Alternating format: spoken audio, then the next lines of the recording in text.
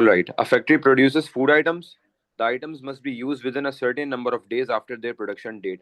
Item अपने production date के बाद कुछ दिन तक ही इस्तेमाल हो सकती हैं और स्पेसिफिक नंबर ऑफ डेज होंगे इनके. The number of days is known as the shelf life. Shelf life जो है ना, ये वो नंबर ऑफ डेज होंगे इसमें स्टोर होंगे. It is different for each type of item but it is always a whole number in the range 1 to 21. ये कह रहा है कि एक तो जो जितने डेज होंगे ना, वो सिर्फ नंबर ऑफ डेज ही होंगे. ऐसा नहीं होगा मंथ्स नहीं होंगे, सिर्फ नंबर ऑफ डेज होंगे. और वो नंबर ऑफ डेज की जो भी वैल्यू होगी ना, वो शेल्फ लाइफ, उसको शेल्फ लाइफ कहा जाता है. ठीक है. और वो होल नंबर में ही होंगे. ऐसा नहीं होगा 1.5 दिन, 2 दिन, 2.5 दिन, ऐसा नहीं होगा. All the whole numbers will be there. ठीक है. 1 से लेकर 21 की रेंज है इंक्लूसिव. मतलब मैक्सिमम एक चीज की प्रोडक्शन डेट के बाद 21 डेज की जो है लिमिट होगी मैक्सिमम. ठीक है. और मिनिमम 1 भी हो सकती है, 2 भी हो सकती है, 3 भी हो सकती है. The latest date that an item can be used is called the use by date. अब ये जो use by date है ना, ये use by date हमारे पास वो लेटेस्ट डेट होगी. फॉर एग्जाम्पल, चले मैं पूरा क्वेश्चन समझाऊं, फिर एक एग्जाम्पल इसको रख के समझेंगे. A program is needed to produce labels which shows the use by date. एक प्रोग्राम बनाना है जो लेबल्स लेबल्स प्रोड्यूस करे, जिसको हम आइटम्स के ऊपर एज अ टैग लगा सकें. जैसे स्टोर्स में आपने देखा है ना, आइटम के साथ एक्सपायरी लिखी हुई होती है हर आइटम के. हर दवाई के डब्बे में, हर टैबलेट के ऊपर, उसके टैबलेट के पत्ते के ऊपर वो डेट लिखी हुई होती है, एक्सपायरी, जिसको हम हमारे उसमें एक्सपायरी लिखा हुआ था. वरना नॉर्मली क्या लिखा जाता है, यूज बाय डेट. बाहर के मुल्कों में एक्सपायरी नहीं लिखा जाता, use by date. Expiry is a more unethical word. Use by date. ठीक है. You can use by at this date, ये मैक्सिमम टाइम है. Part of the program is a function get date which will. एक हमें function बनाना है get date के नाम से, which will take 2 parameters. 2 parameters ले रहा है, a production date and a value representing the shelf life. तो बेसिकली हमें इसमें बोल रहा है कि इस प्रोग्राम में एक फंक्शन होगा गेट डेट, जो क्या करेगा, जो 2 पैरामीटर्स लेगा. पहला प्रोडक्शन डेट, किस दिन वो आइटम प्रोड्यूस हुई है, and a value representing the shelf life. दूसरा पैरामीटर होगा उसको वो कितने दिनों तक चल सकती है. Return the corresponding use by date. इन दोनों पैरामीटर्स की मदद से हमें use by date function return करेगा. ठीक है. सही है. The programme. सर अच्छा अब जी. सर जी. सर वो वेटिंग रूम से इन कर लें. कर देते हैं.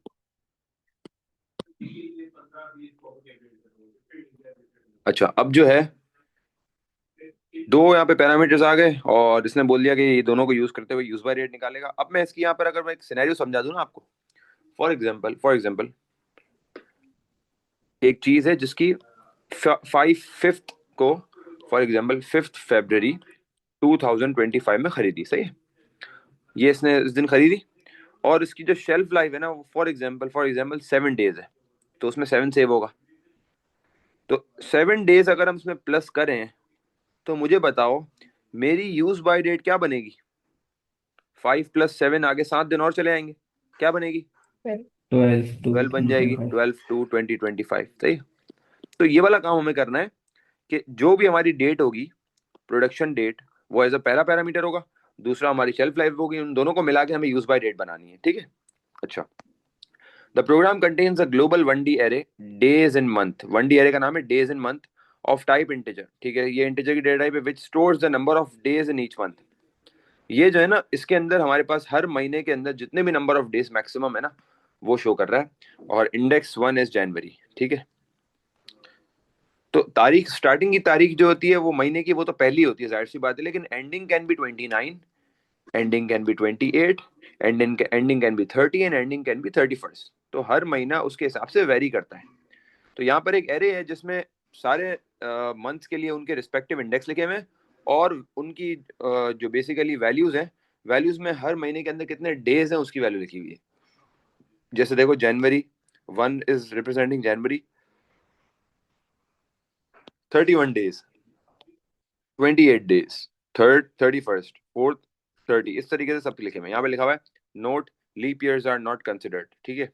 चलो, लीप ईयर्स का भी कोई चक्कर होता है तो उसने मना किया हुआ है, वो कुछ भी ऐसा नहीं है. तो एक तरह से समझ लो कि ये जैन की दी हुई है, ये फैब की दी हुई है, ये मार्च है, ये अप्रैल है. इस तरीके से इट गोज ऑन. ठीक है. An algorithm uses the array days and month. एक एल्गोरिथम है, ये जो हम बनाने लगे हैं, ये डेज इन मंथ को यूज कर रहा है, ठीक है, to calculate a use by date. ठीक है, यूज बाय डेट हमें कैलकुलेट करने के लिए ये एरे को यूज करेगा। An alternative design would involve the use of multiple selection statements. ठीक है, एक तरीका तो ये है कि हम, ऑल्टरनेटिव तरीका ये होता है कि बहुत सारी सिलेक्शन स्टेटमेंट लगानी पड़ जाती है, बहुत सारी, सही है। उसकी जगह वो अवॉइड करने के लिए हमें उसने एक एरे दे दिया जिसको हम यूज कर सकते हैं लिमिट्स देखने के लिए, मंथ की डेज लिमिट देखने के लिए। An array-based technique is often used when there is a large number of different values to check and where no pattern exists। ठीक है ना। तो एरे बेस्ड टेक्निक यही होती है कि एरे के अंदर जो है हमें वैल्यूज पड़ी हुई हो या हम स्टोर करवा दें और उसको यहाँ पर यूज करवा दें अपने प्रोग्राम में। One advantage of using an array based technique is the speed of execution compare to the use of multiple selection statements. क्योंकि मल्टीपल सिलेक्शन स्टेटमेंट्स पे अगर हम जाएंगे तो बहुत ज्यादा हो जाएंगे, मतलब 12-12 सिलेक्शन स्टेटमेंट्स हमें लगानी पड़ जाएंगी। तो उसके बनिस्बत एरे वाली टेक्निक ज्यादा इजी है और इसकी स्पीड भी अच्छी है। Give two other advantage of using an array for this type of operation rather than a solution based on multiple selection statement। जी भाई, क्या और क्या दो एडवांटेजेस होंगे? सर स्टोरेज लेस यूज होती है। स्टोरेज लेस यूज होगी? स्टोरेज लेस यूज कैसे होगी? तो प्रोग्राम सिंपल हो जाएगा। प्रोग्राम एकदम सर सिंपल हो जाएगा। टाइम एफिशिएंसी सर कम हो जाएगी। एफिशिएंट हो जाएगा कोड। हाँ, it will easy to edit, make the program, सही है, सिंपलर टू अंडरस्टैंड।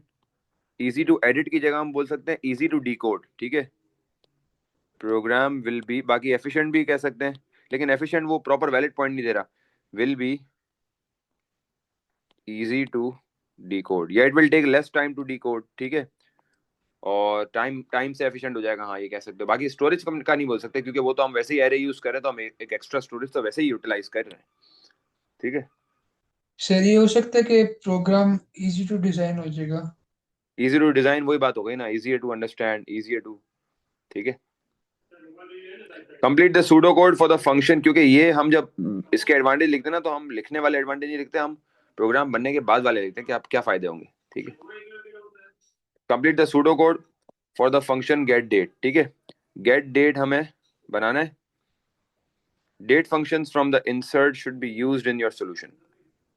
ये कह रहा है कि भाई डेट फंक्शंस इंसर्ट में से यूज होंगे, वो हिंट भी दे रहा है, मतलब अगर मैं यहाँ पर होता तो मैं ये चीज नहीं लिखता, लेकिन एग्जामिनर आपको हिंट दे रहा है कि भाई यहाँ पर चीख चीख के बोल रहा है कि भाई यहाँ पे डेट फंक्शंस यूज होंगे। ठीक है, okay, date functions from the insert should be use in your solution. अब अगर मैं यहाँ देखूँ तो इसमें इन्होंने पहली लाइन दी हुई है और उसमें पैरामीटर्स के नाम भी सेट किए हुए हैं already. Production date as it is लिखा हुआ है, shelf life as it is लिखा हुआ है, और हमें एज इट इज यूज करना है। ठीक है, और ये रिटर्न क्या कर रहा है? Final date. फाइनल आपकी जबान में कह सकते हो फाइनल एक्सपायरी डेट रिटर्न कर रहा है। ठीक है, यूज बाय डेट जो है, देखा जाए तो एक पेज का सोल्यूशन दिया हुआ है, मतलब एक पेज के लिए सोल्यूशन की जगह दी हुई है। 7 मार्क्स का ये क्वेश्चन है। तो अब यहाँ से हम फंक्शन की पहली लाइन से एंटर हो गए। प्रोडक्शन डेट, डेटा टाइप क्या दे रहा है? Date. Shelf life data type integer, और ये रिटर्न कर रहा है डेट। अब सबसे पहले तो ये सोचते हैं कि हम इसमें क्या करेंगे। मुझे कोई थोड़ा सा आइडिया दे सकता है यहाँ पे क्या करना चाहिए, हमें क्या अप्रोच यूज करेंगे? जी, इन शॉर्ट बता दो, इन शॉर्ट 2-3 जुमलों में बता दो क्या करेंगे यहाँ पे हम। जी, डेट। प्रोडक्ट की हम शेल्फ लाइफ बनाएंगे। पहले तो इनपुट लेंगे उससे मैन्युफैक्चरिंग डेट। क्यों? ये रही ना production date, as a parameter तो है ना, इनपुट क्यों? सर इसको डेट और मंथ और ईयर के store. Date year month store करेंगे, वो तो डेट में ऑलरेडी बनी हुई है।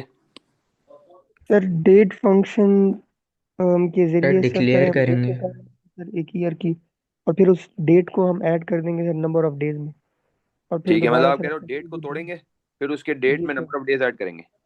Yes sir. सर ठीक है, मंथ को भी तोड़ेंगे और ईयर को भी, क्योंकि मंथ भी तो हो सकता है ना दादा। मंथ भी आगे बढ़ सकता है, बिल्कुल बेहतरीन अप्रोच है। ठीक है, तो इसका मतलब है मैं कुछ वेरिएबल्स ले लूं, मैं जी कुछ वेरिएबल्स को यूज कर लेता हूँ यहाँ पे। अच्छा, मैं अभी जो पूछ रहा था सवाल, वो डिक्लेरेशन का भी किसी ने बोला, मैं सिर्फ आइडिया लेना चाह रहा था कि इसको करेंगे किस तरीके से। ठीक है भाई, अब इसको हम सबसे पहले डिक्लेरेशन, अच्छा डिक्लेरेशन का जो है ना, आपको अगर आपको एक साथ नहीं समझ आता, आपको लगता है कि यार हो सकता है मुझसे ज्यादा या कम हो, तो आप वो 2-3 लाइनें ही छोड़ दो, सही।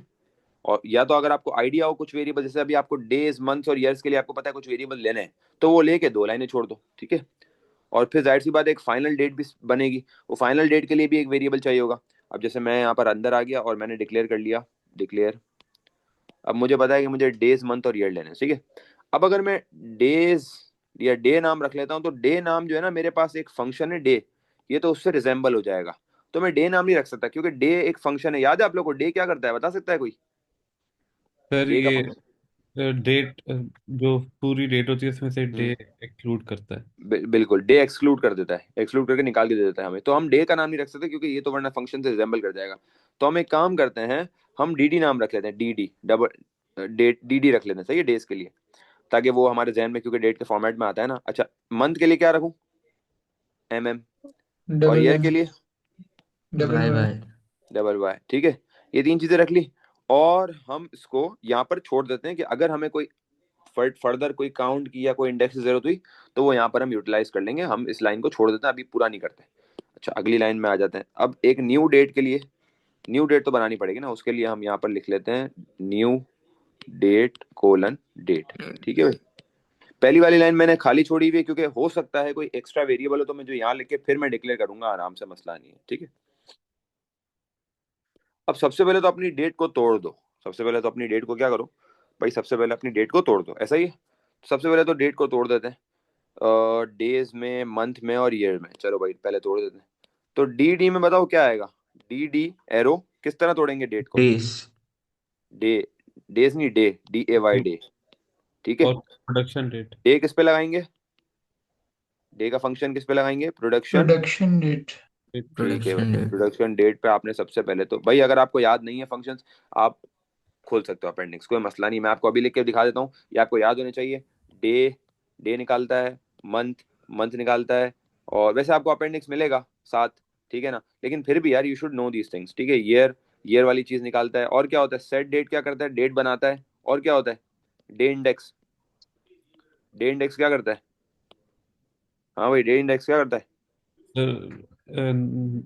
Number of days weekly, weekly day number देता है। हाँ, वीकली। वीकली डे नंबर देता है, बेहतरीन। और फिर एक टुडे है, सही है। चलो आगे बढ़ते हैं। टुडे का तो कोई खास यूज नहीं होगा। टुडे का हो सकता है कभी भी तुम्हारे पास, अगर हो सकता है कमिंग एग्जाम में कोई टुडे का आ जाए कि भाई करंट डेट निकालना हो, तो फिर तुम टुडे कॉल कराओगे। अच्छा, डी हो गया। अब आ जाते हैं एमएम। अब यहाँ से हम एमएम कॉल करते हैं, और एमएम के अंदर क्या बोलेंगे? मंथ। मंथ। Production date. और यहाँ से हमने बोल दिया प्रोडक्शन डेट पे हमने मंथ निकाल दिया। अब वाई वाई में क्या कॉल करेंगे? ईयर। ईयर। ईयर और ईयर हमने प्रोडक्शन डेट पे कॉल कर दिया, ठीक है। अच्छा, तीन चीजें हमने जो है ना वो कर दी कॉल। और अब इसमें तोड़ तोड़ के आ गया। फॉर एग्जांपल, अगर ये डेट थी जो मैंने आपकी एग्जांपल दी, 02/05/2020, तो 2020 वाई वाई में आ गया, 05 एम में आ गया, और डेट डी डी में डे आ गया। चलो भाई, डेट टूट गई। डेट टूट के डे मंथ ईयर में आ गई। अब अब इजी हो गया मेरे लिए थोड़ा सा काम। अब मेरे पास डे डे की वैल्यू अकेली आ गई है, ठीक है। अब मैं क्या कर रहा हूँ? अब मैं क्या करूंगा बताओ जी भाई, अब क्या करना चाहिए? न्यू डेट के वेरिएबल के अंदर डे में +7 कर दें। न्यू डेट, डायरेक्ट मैं न्यू डेट के वेरिएबल के अंदर डे डे +7 कर दूं? +7 क्यों? Shelf life. Shelf life plus कर दूं? सर लेकिन अच्छा, शेल्फ लाइफ कांस्टेंट नहीं है। क्या नहीं है? कांस्टेंट मतलब 7 नहीं, उन्होंने लिखा हुआ है। कहाँ लिखा क्वेश्चन, हुआ है 7? कहाँ लिखा हुआ है? क्वेश्चन खोलिएगा। कहाँ लिखा हुआ है? Okay, it was an example, उसमें ठीक आपने है वो, सेट ऐड किया था। हाँ, शेल्फ लाइफ में ये लिखा हुआ है कि 1 से 21 इंक्लूसिव है, बस ये लिखा हुआ है। पहले फॉर लूप नहीं लगाएंगे सर, एरे की सर? एरे के लिए? ये सर, ताकि हम चेक कर सकें कौन सा मंथ चल रहा है हमारा। कौन सा मंथ चल रहा है हमारा? ईयर, मंथ मतलब हमारे ईयर पास, सर। ये तो इसमें आ गया ना, एमएम में आ गया ना, एमएम में जी मंथ सर। की वैल्यू आ गई ना, ठीक है। एम में तो मंथ की वैल्यू आ गई। न्यू डेट को डायरेक्ट बना दूं, क्या करूं? एक नया वेरिएबल ले लो। न्यू डेट है ना, नया वेरिएबल, क्या करूं जल्दी से बताओ? D plus shelf life. New date equals to D D plus shelf life, shelf life. अच्छा, अब क्या करूं? रिटर्न कर दूं? नहीं नहीं, अभी मंथ और ईयर का भी तो क्या होगा। होगा? If D D greater than days in month. If D D, D D तो वही वैल्यू वैल्यू है, डीडी में तो कुछ ऐड ही नहीं हुआ फर्दर, अब डीडी हम चेक खुद न्यू करेंगे डेट में ऐड हो गया। शेल्फ लाइफ ऐड हुई ना। हमारी न्यू, अगर हम कंडीशन लेकिन लगाएंगे सर कि हमारी जो न्यू डेट है सर, सर अगर तो वो 31 मंथ के जो सर हमारे पास मतलब डे जो है 31 से अगर बड़ा हो जाए सर, तो हाँ month बिल्कुल, हमारे तो पास उसके लिए तो जाएगा फिर सर। डे को अपडेट करना पड़ेगा ना, डे में शेल्फ लाइफ यस अपडेट करनी सर, पड़ेगी, डीडी में। न्यू डेट में यस सर। न्यू डेट में नहीं होगी, ये डीडी में होगी। बिल्कुल ऐसा ही है, ये डीडी जो है ना अपडेट होगा, डीडी इक्वल्स टू पुराना DD plus shelf life.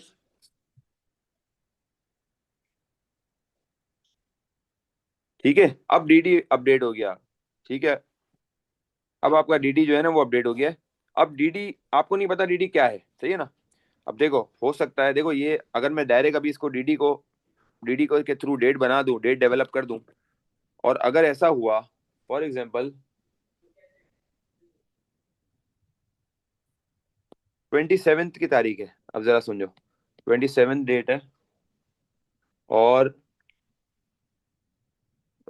Let's say 27/02 और 2025, और इसकी शेल्फ लाइफ है लेट्स से 8 डेज। अगर 8 डेज है तो ये 8 डेज 27 में ऐड हो गए, तो ये तो वो बन जाएगा, ये तो 30 कहाँ चला जाएगा, ये तो 35 पे भी जा सकता है, या 36 पे भी जा सकता है। ठीक है, तो ये तो खराब हो जाएगा मामला, क्योंकि डेज की जो लिमिट 31 है, उससे ऊपर तो है नहीं। यहाँ पे क्या करना कंडीशन चाहिए? लगाएंगे कि अगर डीडी की वो 31 से ज्यादा जा रहा है तो फिर एम बिल्कुल ऐसा ही, एम मतलब हमें चेक लगाना पड़ेगा, बिल्कुल ऐसा ही है।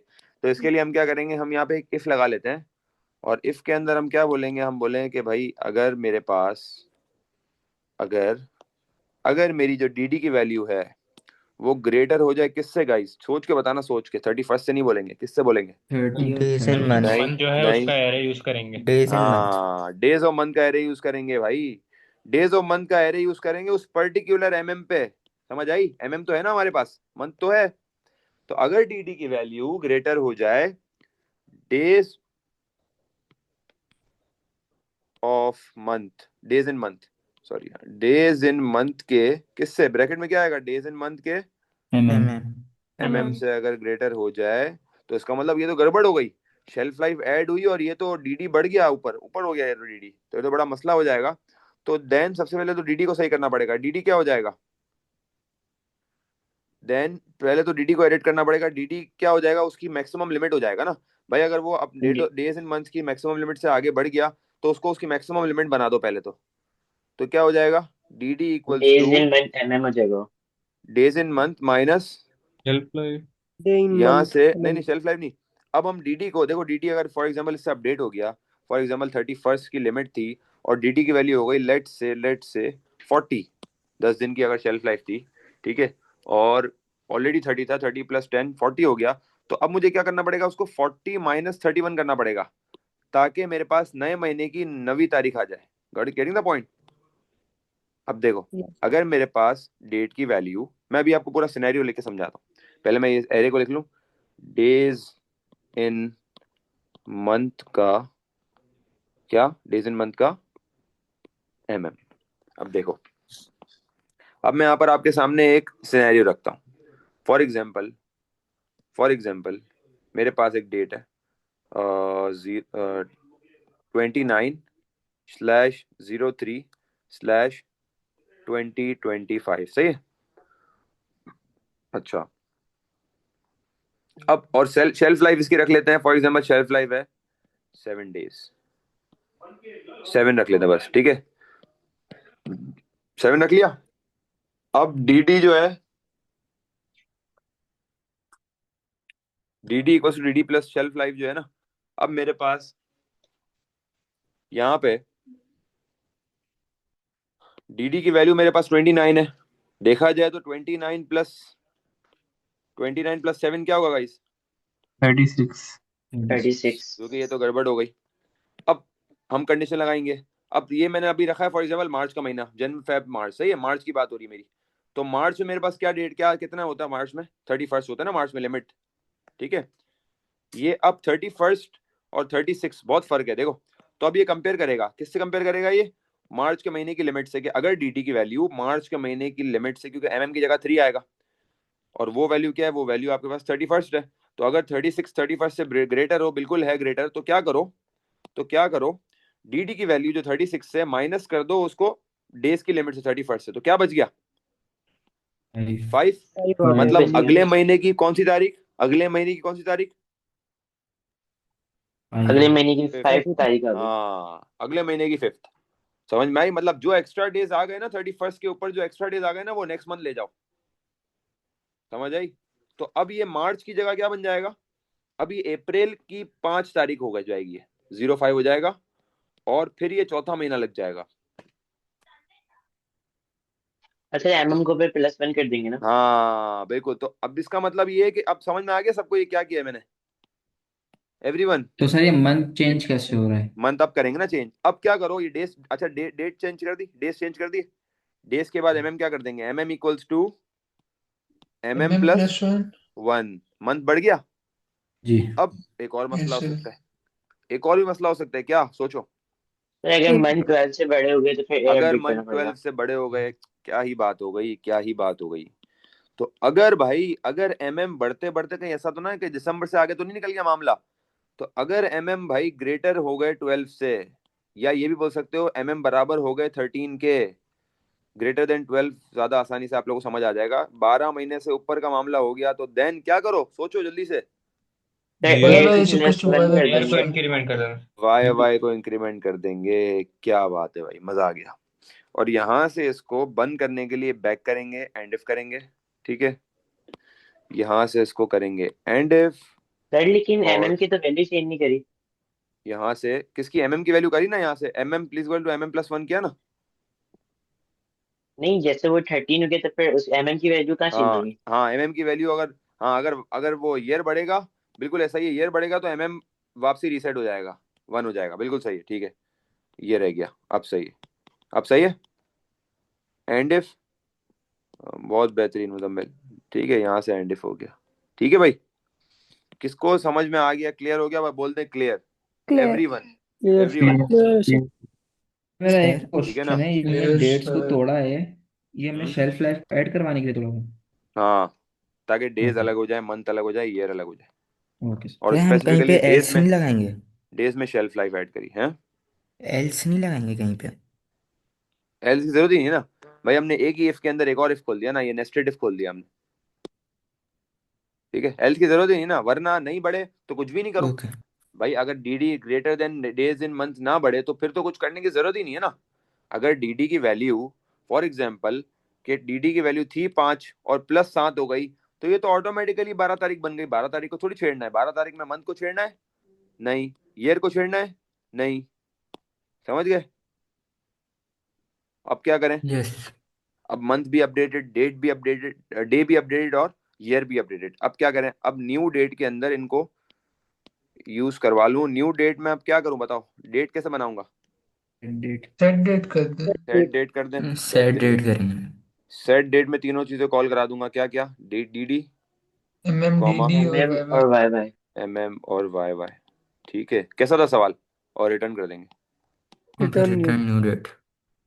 रिटर्न न्यू डेट, कैसा था सवाल, कॉन्सेप्चुअल था, यस मजा सर। आया? सर एक चीज समझ नहीं आई जी, सर इधर रिटर्न न्यू डेट करेंगे या रिटर्न डेट करेंगे नहीं नहीं, न्यू डेट करेंगे ना, न्यू डेट में वेरिएबल लिया है ना, ये जो ऊपर मैंने लिया था न्यू डेट, यही तो है न्यू डेट, अच्छा सही है। सर और देखो कुछ भी जरूरत नहीं पड़ी एक्स्ट्रा यूज करने की, तो अब मैं इसको वापस बंद करा भाई, इसको बंद कराना लाजमी, सही है, कोलन इंटीजर, ठीक है, डी डी एम एम और वाई वाई तो इंटीजर है ना, ग्रीन में जो मैंने लिखा है वो एग्जाम्पल है, सही है, ठीक है भाई। अगर date already complete month limit से छोटी होगी तो फिर मसला ही नहीं, फिर तो इफ ही नहीं चलेगा ना, फिर तो इफ ही नहीं चलेगा, वो तो फिर कोई इशू ही नहीं है ना, ठीक हो गया। पेज नंबर 58 पे है, जरा किया हुआ है हमने,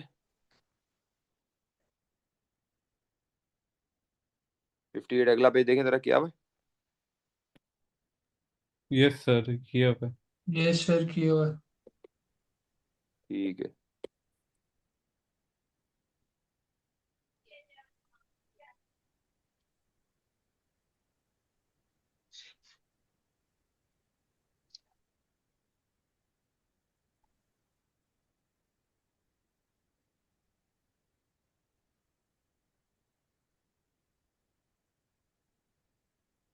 अच्छा, हम एक सर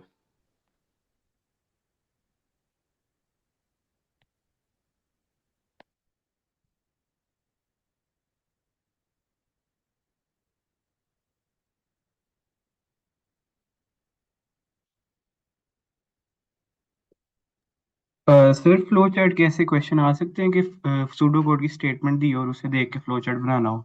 बनाना हो, बिल्कुल बिल्कुल आ सकता है, बिल्कुल आ सकता है, बिल्कुल इस तरह के सवाल बिल्कुल आते हैं। अच्छा, नेक्स्ट वीक में ना, मोस्ट प्रॉब्ली नेक्स्ट वेंसडे को हम रख रहे हैं असेसमेंट, ठीक है?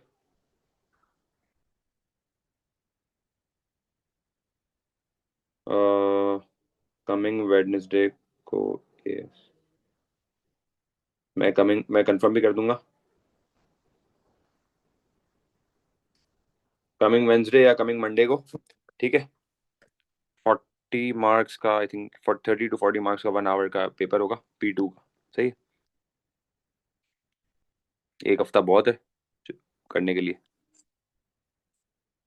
पेज नंबर 90 देखें, करा हुआ है हमने।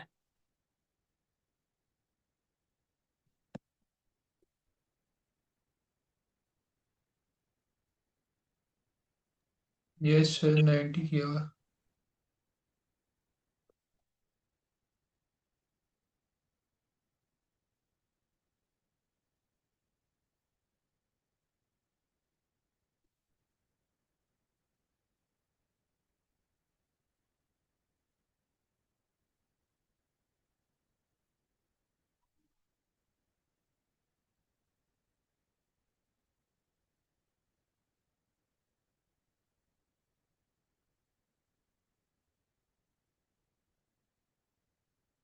मुझे वो शॉर्ट क्वेश्चन जो थे ना, टेबल वाले, वो करवाने हैं तुम लोगों को।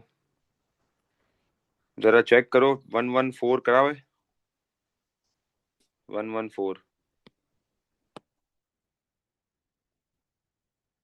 114 चेक करके बताएं, किया हुआ है? No sir. किया हुआ है सर। किया हुआ है? बाकी बाकी देखें बेटा।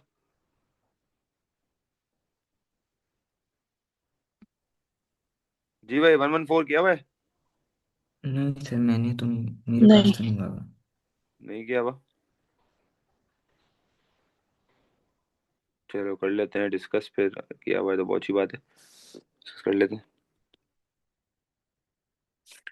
Refer to the insert for the list of pseudocode functions and operations and algorithms developed in pseudocode before being coded in a programming language. The following table shows 4 valid pseudocode assignment statements. Complete the table by giving an appropriate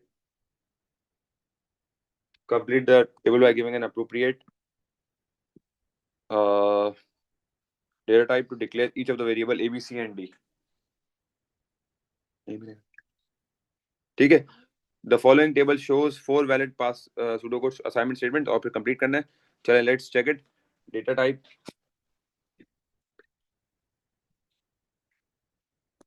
A, B, C, D। चलें भाई, data type मुझे बताएं पहले, A की data type क्या है? 4 भी हो सकती है, 3 भी हो सकती 4। चार हो है। सकती है। 4। My name, 4 sir. ठीक है, एक पिक करना है ना, तो एक सेव करने के लिए फिर आप 4 पे जाओगे। B equal to total multiply by 2 क्या होगा? Real. Integer. Real. Real. Integer sir. Total में तो हमारे पास इंटीजर वैल्यूज ही होती है ना। C equal to int item cost divide by 3। Real. Real, real क्योंकि होगा डिवाइड बाय 3 है। हाँ। डी इक्वल टू ऑड और even? Boolean. Boolean. String. Boolean. String sir. String होगा भाई, अपोस्ट्रोफीज हैं, कर गया ना, गड़बड़ कर दी ना बुलियन बोल के। अपोस्ट्रोफी है, तुम कंफ्यूज हो गए, ठीक है? Other variables in the program have example values as shown. Sorted में false, price में 9, ID में ZGA C001. Complete the table by evaluating each expression using the example values. यहाँ पर हमारे पास कुछ वैल्यूज हैं और हमें इसको कंप्लीट करना है। मैं एक एक करता जाऊंगा, आप मुझे बताते हैं कौन सा वाला है, ठीक है? इवेलुएट ट्रू का मतलब हमें इसको फाइनल आंसर निकालना है। Price smaller than 10 and not sorted, true. True. क्या होगा गाइस? ट्रू। ट्रू, क्योंकि 9 स्मॉलर है 10 से, बिल्कुल सही है। नॉट सॉर्टेड मतलब सॉर्टेड की वैल्यू फॉल्स है तो नॉट सॉर्टेड की वैल्यू ट्रू हो जाएगी। तो ये भी ट्रू और ये भी true, true and true is true. ठीक है, ट्राइज मॉड 4 क्या होगा? 1 1 ठीक है, ट्राइज की वैल्यू 9 है, 9 मॉड 4, 9 जब हम 4 से कर रहे हैं डिवाइड तो 4 2 ज़ा 8, यहाँ से 1 बच रहा है तो बिल्कुल सही है 1। ठीक है, टू लोअर मिड ID, 3, 1। जी भाई, ये होगा सर छोटा वाला। स्मॉल ए होगा। जी भाई, जी अदर्स? सर। ID में है ये पूरी वैल्यू। पहले तो मिड लगाएंगे, थर्ड से 1, स्मॉल थर्ड से 1, स्मॉल थर्ड से है। स्मॉल 1 ए तो होगा Z है, सर। ये होगा। थर्ड से 1 तो बेटा हसन Z है। फिर 2 लोअर लगा लेंगे इस पे तो ये स्मॉल Z बन जाएगा। कैप स्मॉल ए नहीं है, स्मॉल Z है। आपने 1 से थर्ड पिक कर लिया होगा। अच्छा, length ID and max is greater than equal to twice. जी क्या होगा? लेंथ ID एंड उसके साथ 2 डबल एक्स भी लगे हुए, ग्रेटर देन इक्वल टू ट्राइस, क्या होगा इसका? True 2 true. देखो लेंथ ट्राइस की वैल्यू है 9, ठीक है, और लेंथ ID की वैल्यू क्या है? 1 2 7 3 4 5 6 7, 7 है। तो पहले तो 7 के साथ M%, जो भी ID है ना, पहले ID तो ZGAC0001 है ना, उसके साथ तो 2x लग जाएंगे पहले तो, सही है। उसके बाद उन पे लेंथ लग रहा है, क्योंकि पहले तो ये दोनों अंदर लगे हुए ना M% के साथ। फिर उनकी अगर मैं लेंथ देखूँ तो 1 2 3 4 5 6 7 8 9, 9 is greater than equals to 9, तो ये ट्रू हो गया क्योंकि इक्वल्स टू हो रहा है, तो यहाँ से ट्रू आ गया, क्योंकि ये कंपैरिजन में हमें कंफर्म करना था कि ये ट्रू है या फॉल्स है। सर ठीक ये है, सर 2 स्मॉल लोअर ए नहीं का होगा? सर ए नहीं होगा सर, ये 1 3 नहीं है सर, सर 3 1 कौन सा वाला? थर्ड समझ नहीं आया। सर 2 लोअर का सर। 2 लोअर वाला? ए होगा 2 स्मॉल। लोअर, ए होगा सर। यही सर वो जो इसमें ये कह रहा था। अच्छा अच्छा, सही है सही से, ZGA, अच्छा थर्ड पर है, ओके ओके ओके ओके। तो तो जी सर किसने वो बोला 3 फिर? 1 था, 1 3। ओके ओके, स्मॉल ए होगा, सही है सही। अच्छा, थर्ड पर ए है, मेरे जहन में मुझे लगा शायद कि थर्ड पे सी है। Okay okay, all sir right. लेकिन ये सीन नहीं होगा। सी कैसे होगा बेटा? 1 2 3 थर्ड पे तो ए आ रहा है ना। सर थर्ड से एक आगे नहीं है। नहीं नहीं, थर्ड पे, थर्ड पे, थर्ड की वैल्यू, थर्ड से 1, थर्ड से 1 पिक करना है बेसिकली, समझ गए? ठीक है, मैंने पता नहीं जी किसी ने बोला क्या हुआ, मैंने देखा नहीं, बिल्कुल यही होगा, 1 2 3 थर्ड पे, बिल्कुल ऐसा ही है। हालांकि ए भी बोला किसी ने, लेकिन मैंने पता नहीं वो किस वजह से लिख दिया। खैर, ये भी हम कर चुके हैं, पेज नंबर। अच्छा, एक और टेबल वाला क्वेश्चन, लेट मी सी।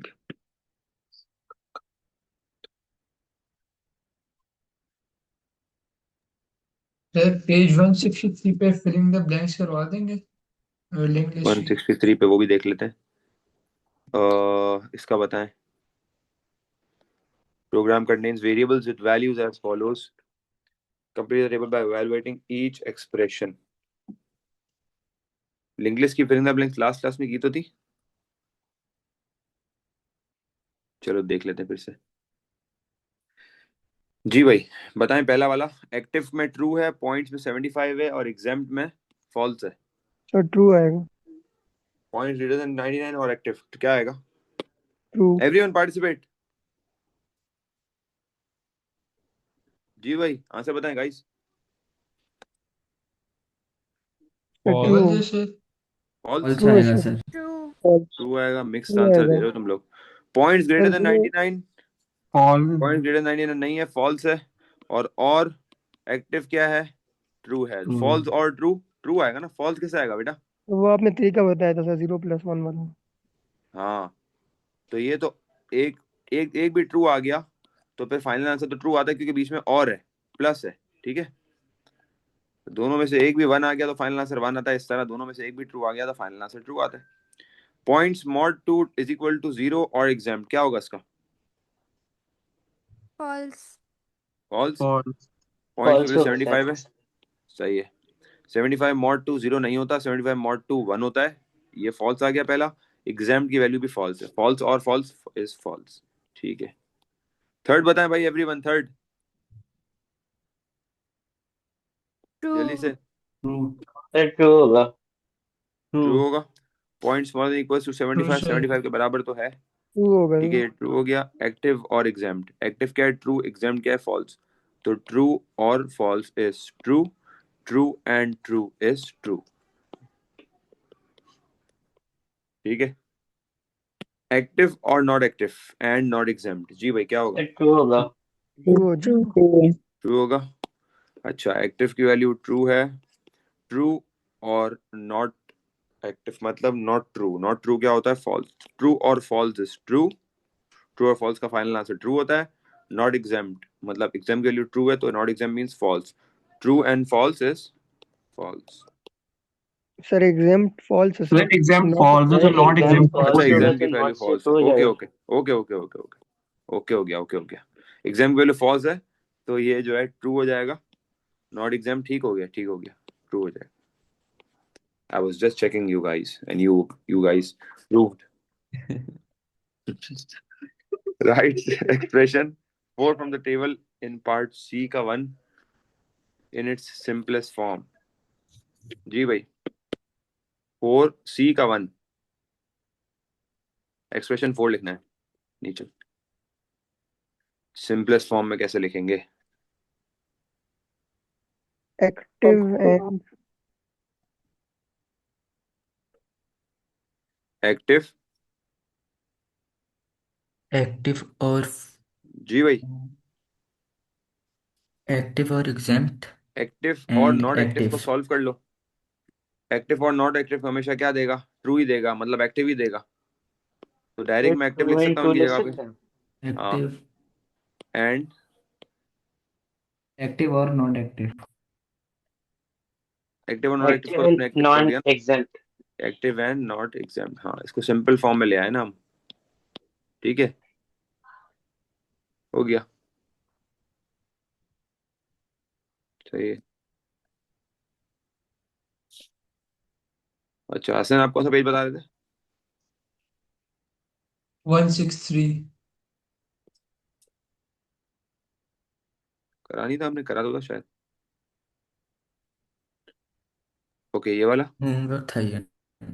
ओके होमवर्क था, ओके ओके ओके।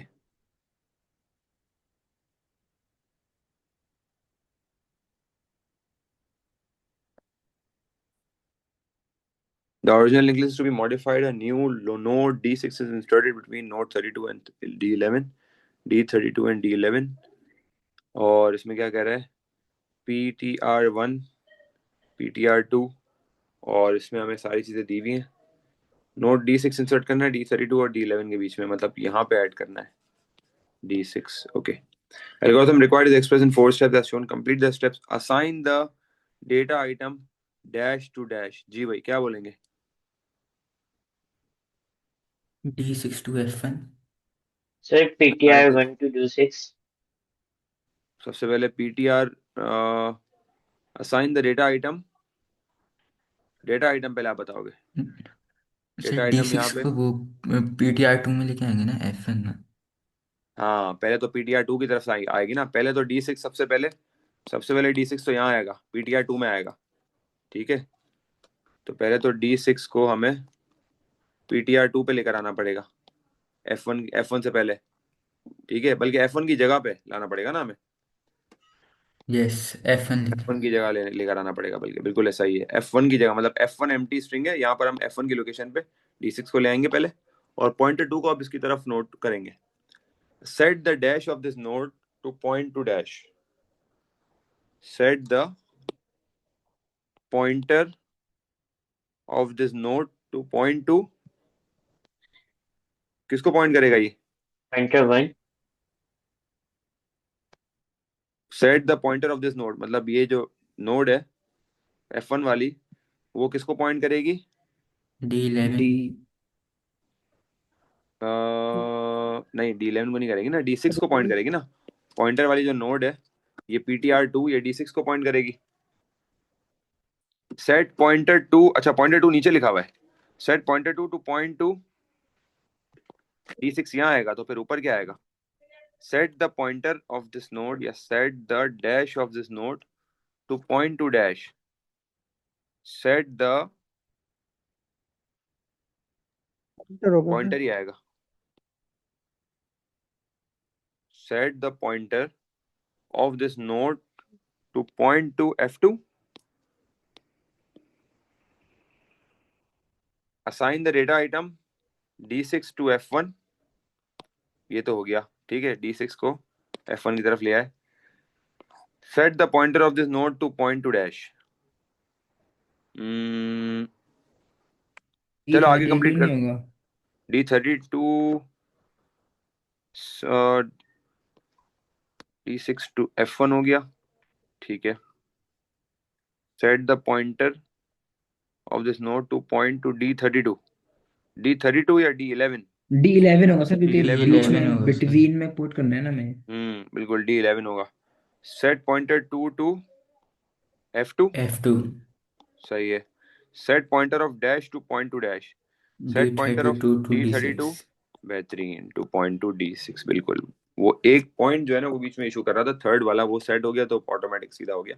अब ये बिल्कुल सीधा स्ट्रेट हो गया है कि D6 को F1 से कनेक्ट किया, पहले यहाँ से F1 पे ले आए, फिर pointer of this node to point to D11, फिर जो D6 का पॉइंटर था उसको हम D11 पर लेके गए, फिर पॉइंटर 2 को उठा के हमने F1 से काटा और F2 पर ले गए, और फिर D32 का जो पॉइंटर है वो D6 पे कनेक्ट कर दिया। ठीक हो गया गाइस।